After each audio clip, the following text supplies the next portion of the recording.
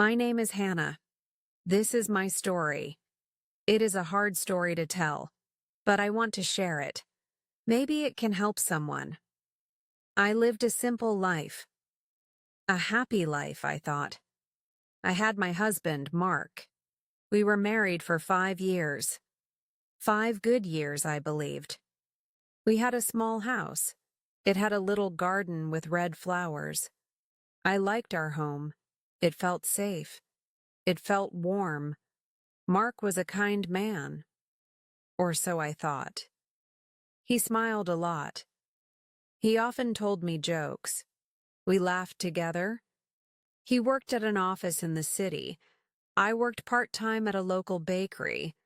I loved the smell of fresh bread in the morning. My life was not exciting, but it was good. It was my good life. And I had my sister, Sarah.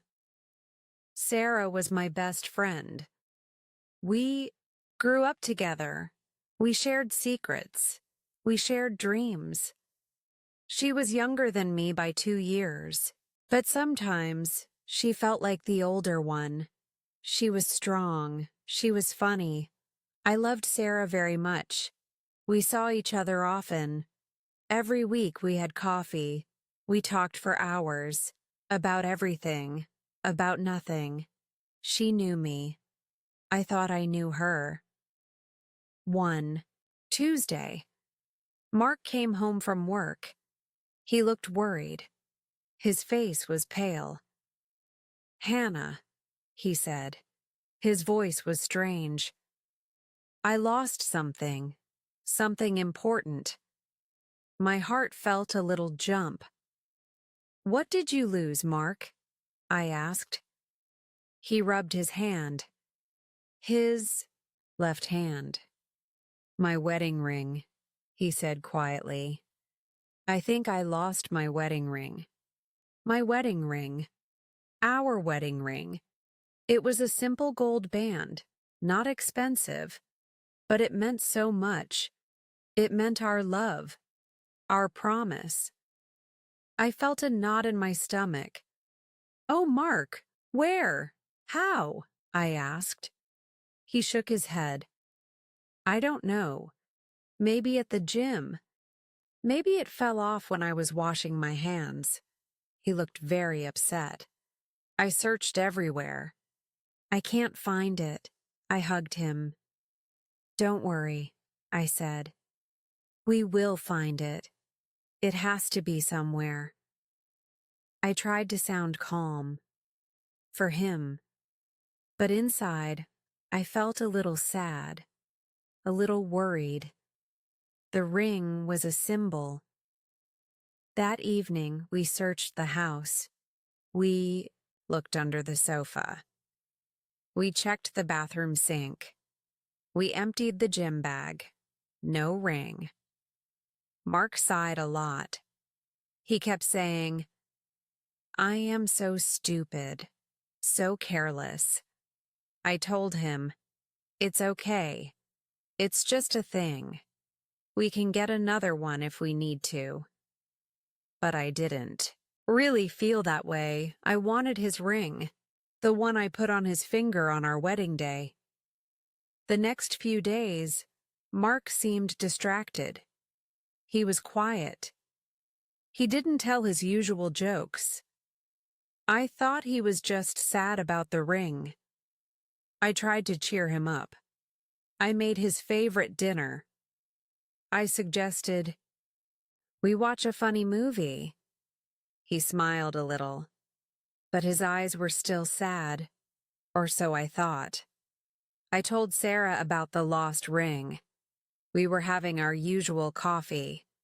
"Oh no, that's terrible," she said. She looked very sorry. "Mark must feel awful." "He does," I said. We looked everywhere. Sarah sipped her coffee. "Maybe it will turn up," she said. "Things like that often do, just when you stop looking." She smiled at me, her usual warm smile. I felt a little better. Sarah always knew how to make me feel a little better. Life went on. We didn't find the ring. Mark stopped talking about it so much. I tried not to think about it, but sometimes I looked at his bare finger. It felt strange. It felt empty. A few weeks later, my car started making a funny noise, a clunking sound. I knew I needed to take it to the garage. The mechanic said it would take 2 days to fix. 2 days? How would I get to work? The bakery was too far to walk. I called Sarah. "Sarah, can I ask a huge favor?" I said. "Of course, Hannah. Anything." "What's up?" she replied, her voice bright. "My car is in the garage for 2 days. Can I possibly borrow your car tomorrow? Just to get to work and back?" "No problem at all," Sarah said. "You know where I keep the spare key. Under the flower pot by the back door. Just take it. I'm working from home tomorrow anyway, so I don't need it." "Oh, Sarah, thank you. You're a lifesaver." I felt so relieved. My sister was always there for me. The next morning, I walked to Sarah's house. It was only a short walk from my place. I found the spare key under the red flower pot, just where she said it would be. I got into her small blue car. It smelled faintly of her perfume, a sweet, familiar scent. I started the car. I put my bag on the passenger seat. As I was adjusting the rearview mirror, something on the floor caught my eye. Under the passenger seat, something small, something shiny. Curiosity pulled at me. I leaned over. I reached down. My fingers touched cold metal. I pulled it out. My breath stopped. My heart stopped. Everything stopped. It was a ring. A simple gold band. It was Mark's wedding ring. I stared at it, lying there in my hand. In Sarah's car. Mark's ring. How? Why? My mind felt like a tangled mess of wires. It didn't make sense. "He lost it at the gym," he said, "or at work." What was it doing here? In my sister's car? A cold feeling started in my stomach. It spread up to my chest. It made it hard to breathe. No, it couldn't be. There must be an explanation. A simple explanation. Maybe Mark borrowed Sarah's car. But he never said anything. And he had his own car. Why would he? Maybe he dropped it when he was helping Sarah with something. But when? He hadn't mentioned helping Sarah with anything. Sat there in Sarah's car. The engine was running. The world outside was moving. Birds were singing. But my world had frozen. The ring felt heavy in my hand. So heavy. It was his ring. I knew it. I remembered the tiny scratch near the edge from when he helped me fix the garden fence. My head started to spin. Little things. Small, strange things from the past few weeks came rushing back. Mark being quiet and distant. Was it really about the ring? Or something else? Sarah, when I told her about the lost ring, she looked sorry. But was there something else in her eyes? Something I missed? Mark sometimes came home late from work. "Big project," he would say. Sarah sometimes canceled our coffee dates at the last minute. Feeling unwell, she would text. Were these real reasons or lies? The cold feeling in my stomach turned into a sick feeling, a horrible, twisting feeling. My sister, my husband. No, it was impossible. They wouldn't. They couldn't. Sarah loved me. Mark loved me, didn't they? My hands started to shake. I turned off the car engine. I couldn't drive. Not like this. I got out of the car. I put the spare key back under the flower pot. I walked home. The ring was clutched tightly in my hand. It felt like it was burning my skin. My legs felt weak. Each step was heavy. The world around me looked blurry. The red flowers in my garden looked too bright, too cheerful. My safe, warm house looked cold, alien. I went inside. I sat on the sofa where Mark and I watched movies, where we laughed. I looked at the ring, Mark's ring, found in Sarah's car. The words kept repeating in my head. My sister, my husband, my sister, my husband. It was a nightmare, a terrible, awful nightmare, and I couldn't wake up. Tears started to fall, hot tears, angry tears, confused tears. How could this happen? How could they do this to me? Sarah, my sister, my best friend, and Mark, my husband, the man I promised to love forever. I didn't know what to do, who to talk to. My mind was racing. Should I call Mark? Should I call Sarah? Should I scream? Should I break something? I felt so alone, so betrayed. The two people I trusted most in the world. I sat there for a long time, maybe hours. The sun moved across the sky. The house was silent, except for my quiet sobs. The ring lay on the coffee table, gleaming, mocking me. I needed to know the truth. I couldn't live with this horrible feeling, this terrible uncertainty. I had to ask them. I had to see their faces when I asked. Mark would be home from work soon. My heart pounded at the thought. How could I look at him? How could I pretend everything was normal, even for a minute? I decided I would talk to Mark first. Alone. When I heard his key in the door, my whole body tensed. I quickly wiped my eyes. I tried to look calm, but my hands were still shaking. He walked in. "Hi, Hannah," he said. He tried to smile, but his smile didn't reach his eyes.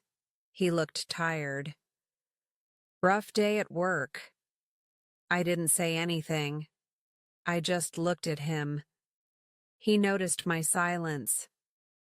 "What's wrong?" he asked. "You look pale." I took a deep breath. It felt shaky. "Mark," I said. My voice was low. "I found something today." He looked curious. "Oh, what did you find?" I reached for the ring on the coffee table. I held it up, between my thumb and finger, so he could see it clearly. "I found your wedding ring," I said. His face changed. The color drained from it. He stared at the ring, then at me. His eyes were wide, scared. You found it?" he stammered. Where was it?" I found it in Sarah's car, I said. My voice was flat, cold. Under the passenger seat, silence. A terrible, heavy silence filled the room. Mark didn't speak. He didn't move. He just looked at the ring, then at the floor. He couldn't look at me. And in that silence, I knew. My worst fear, my horrible suspicion. It was true. Mark, I whispered. Tears were starting again. Tell me it's not true. Tell me there's a reason. A good reason. He finally looked up. His eyes were filled with something. Guilt, fear, maybe even sadness. Hannah, he started. His voice was hoarse. I can explain. Explain what, Mark? I cried. Explain how your wedding ring ended up in my sister's car? Explain why you lied to me about losing it? Explain what is going on between you and Sarah? My voice rose with each question, filled with pain, filled with anger. He flinched. He ran his hand through his hair. He looked lost. It just happened. He mumbled. What just happened, Mark? I pressed. I needed to hear the words, the ugly, horrible words. He looked down again. Me and Sarah, we've been seeing each other. The words hit me like a physical blow, even though I knew. Hearing him say it, it made it real. So real. My sister, my husband, seeing each other. An affair. My legs felt weak. I sank back onto the sofa. I couldn't breathe. My whole body was shaking. How long? I managed to ask. My voice was a broken whisper. A few months, he said. So quiet I could barely hear him. A few months. A few months of lies. A few months of sneaking around while I was living my happy, simple life. Trusting them. Loving them. My whole world tilted. Everything I believed in felt like a lie. Why? I asked. The word was full of pain. Why Mark? And why Sarah? My sister? He looked miserable. I don't. No, Hannah, I can't explain it. Things haven't been... I felt distant, confused. And Sarah, she was there? She listened. Sarah listened? My Sarah? My sister who was supposed to listen to me? Who was supposed to be my friend? She listened to my husband and then betrayed me? The anger surged, hot and fierce. She listened? I almost shouted. She's my sister. How could she? How could you? Mark started to cry then. Big, shaking sobs. I'm so sorry, Hannah. I am so sorry. I never wanted to hurt you. This was a mistake. A terrible mistake. A mistake. He called this a mistake. This wasn't just a mistake. This was a betrayal. A deep, cruel betrayal. By the two people I loved most. I couldn't look at him. I couldn't listen to his apologies. His tears meant nothing to me right now. The pain was too raw, too big. Get out, I said. My voice was hard, like stone. Hannah, please. Get out, Mark, I screamed. Just get out of my house. He looked shocked, but he saw the look in my eyes. He knew I meant it. Slowly, he stood up. He looked around the room, at our things, our life. Then he walked out. He didn't take anything. He just left. The door closed behind him, and I was alone, completely alone, in the ruins of my life. I don't know how long I cried. It felt like forever. My heart was broken into a million tiny pieces. How could they? How could they do this to me? The next step was Sarah. I had to face her. I needed to hear it from her too. As much as it would kill me. I didn't call her. I couldn't. I drove to her house. My hands were shaking on the steering wheel. When I got there, I just sat in my car for a few minutes, trying to breathe, trying to find the strength. Then I walked to her door. I rang the bell. Sarah opened the door. She was smiling. "Hannah, what a surprise! Come in."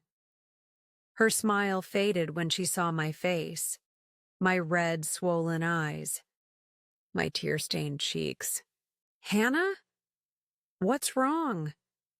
You look awful." I stepped inside. I looked at her. My sister, the girl I played with, the woman I shared my secrets with. How could she look so normal? So innocent? "I know, Sarah," I said. My voice was hoarse. Her eyes widened, slightly. "Know what?" she asked. But there was a flicker of something in her eyes. Fear. "I know about you and Mark," I said. The color drained from her face, just like it had from Mark's. She stumbled back a step. She leaned against the wall. "Hannah, I... She couldn't speak. "I found his ring, Sarah, in your car." I held it up again. This horrible golden proof of their lies.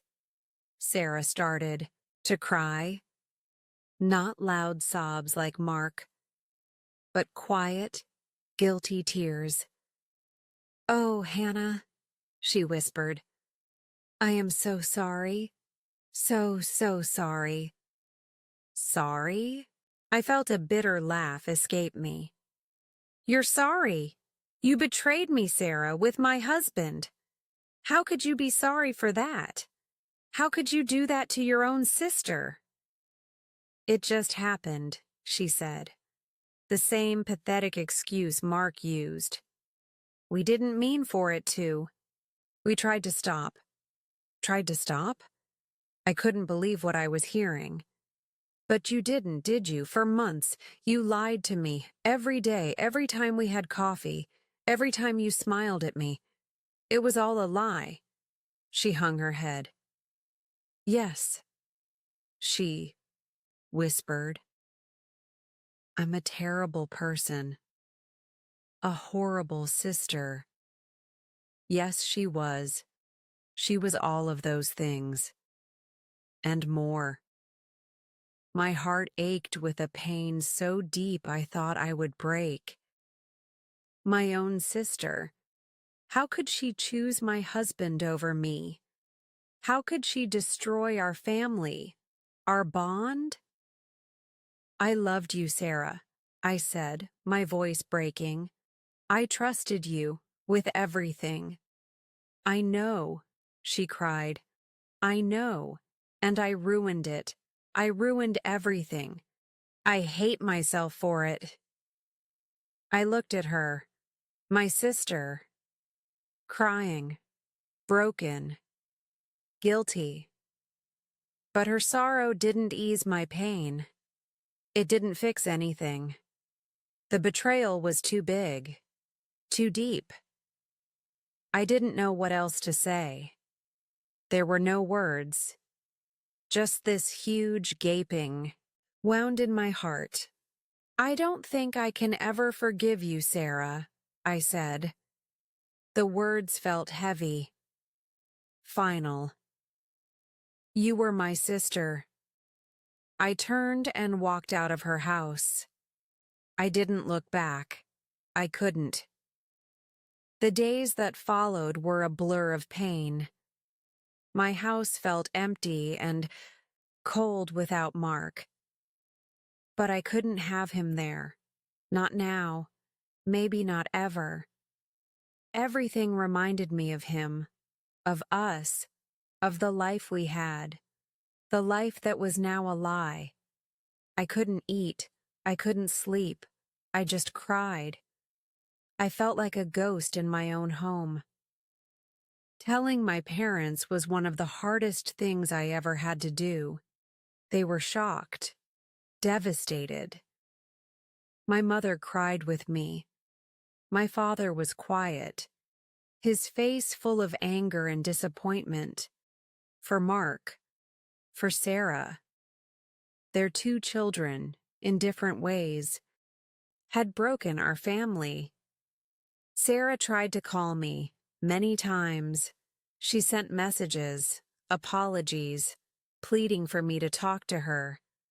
I ignored them all. I couldn't. The wound was too fresh, too painful. Mark also tried to contact me. He wanted to talk, to explain more, to beg for forgiveness. I wasn't ready. I didn't know if I ever would be. I felt so lost, so alone. My best friend was my betrayer. My husband was my betrayer. Who could I trust now? It felt like the world was a dark, scary place. But slowly, very slowly, something inside me started to shift. A tiny spark of anger. Not just sadness. Anger at them. For what they did. For their selfishness. For their lies. And with that anger came a tiny bit of strength. I couldn't let them destroy me completely.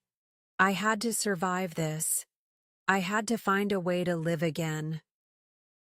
I started small. I forced myself to eat something. I took long walks in the park. The fresh air helped clear my head a little. I started reading again. Books were an escape, a comfort. I talked to a therapist, a kind woman who listened without judgment. She helped me understand my feelings, my grief, my anger. She told me it was okay to feel all those things. She said healing takes time, a lot of time. It was hard, so incredibly hard. There were days I just wanted to stay in bed, to hide from the world. Days when the pain felt overwhelming, when I missed the life I had. Even though it was based on a lie, I had to make decisions. Big decisions about my marriage, about Mark. Could I ever forgive him? Could I ever trust him again? The answer, deep in my heart, was no. The trust was shattered, broken beyond repair. So, I filed for divorce. It was painful. It was sad. It was the end of a chapter in my life. A chapter I thought would last forever. And Sarah? My sister. That was even harder. She was my blood, my family. But what she did, it cut so deep. I didn't know if our relationship could ever be fixed. Maybe someday, far in the future. But not now. Now I needed space. I needed to heal myself first. It has been a year now. A long, hard year. The pain is still there. It's not as raw, not as sharp, but it's a scar on my heart that will always remain, a reminder of the betrayal. I moved out of the small house with the red flowers. Too many memories, too much pain. I have a new apartment. It's small, but it's mine. I am slowly making it a home, a safe place, just for me. I still work at the bakery. The smell of fresh bread still comforts me. My colleagues are kind. They don't know my whole story, but they see I am healing. They see I am stronger. I am learning to trust again, slowly, carefully. Mostly, I am learning to trust myself, my strength, my resilience. I survived the worst, betrayal. I am still standing. Life is different now, quieter, more thoughtful. I find joy in small things, a good book, a sunny day, a kind word from a stranger. I am not the same Hannah I was before. That Hannah was naive, too trusting. This Hannah is wiser, more cautious, but also, I hope, more compassionate. I don't know what the future holds. Maybe I will find love again one day. A true love, an honest love. Maybe I won't. But I know I will be okay. I am strong. I am a survivor. If you are listening to this and you have been betrayed, please know you are not alone. The pain can feel unbearable. It can feel like your world has ended. But it hasn't. You can get through this. It takes time. It takes courage. It takes allowing yourself to feel the pain. And then, slowly, letting it go. Be kind to yourself. You deserve love. You deserve honesty. You deserve happiness. Don't let anyone take that away from you. Find your strength. It's there, inside you. You can heal. You can rebuild. You can do this too. Keep going, one day at a time.